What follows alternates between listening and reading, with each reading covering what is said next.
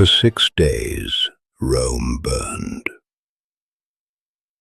70% of the greatest city in the world gone. And according to legend, Emperor Nero played music while his people screamed. But here's what history doesn't tell you. He probably didn't start the fire. He probably didn't play while it burned. What he did do was worse. He found innocent people to blame, and he murdered them for it. July 19th, 64 AD. The fire started near the Circus Maximus. Rome was a death trap. Narrow streets, wooden buildings stacked on top of each other. No fire department, no water system that could fight a blaze this size. Within hours, entire neighborhoods were gone. The fire moved faster than people could run. It burned for 6 days and 7 nights. When it finally stopped, ancient temples that had stood for centuries were ash. Libraries containing knowledge will never recover. Gone. The homes of hundreds of thousands destroyed. Now, where was Nero? He wasn't even in Rome. He was at his vacation palace, 35 miles away. When he heard the news, he raced back. And here's where history gets complicated. Some sources say he organized relief efforts, opened his palace to refugees, paid for rebuilding from his own treasury.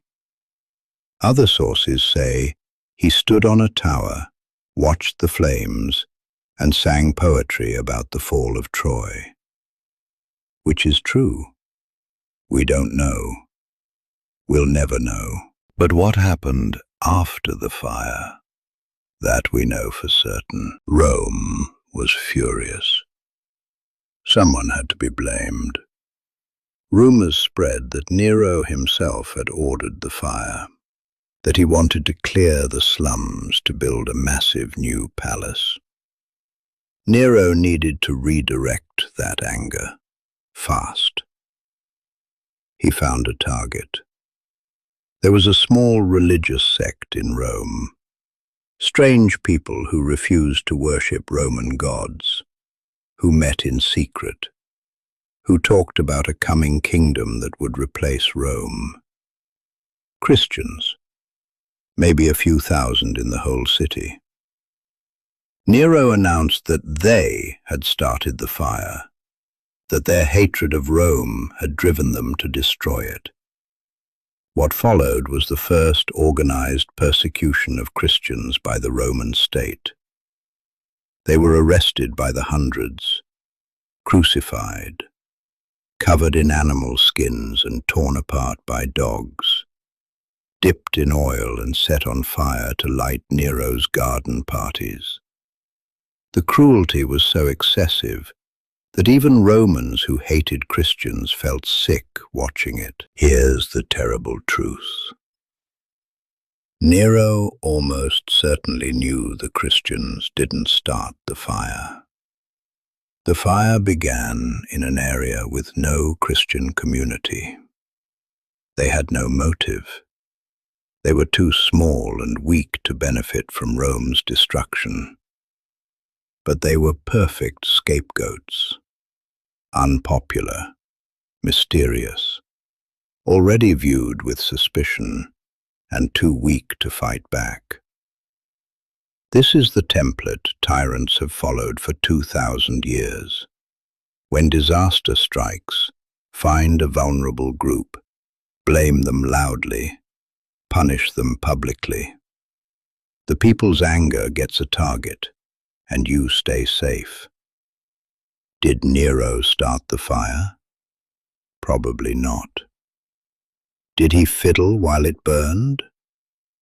The fiddle wouldn't be invented for another 1,000 years. But did he murder innocent people to protect himself? Absolutely. That's the real lesson of the Great Fire. Not about Nero's madness, about how powerful people use tragedy as a weapon. When disaster strikes, and leaders immediately point at some group as the cause, ask yourself, is this truth, or is this scapegoating?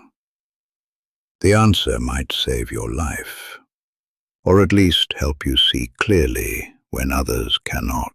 Next, the philosopher who was ordered to kill himself, and what he did with his final hours. Click here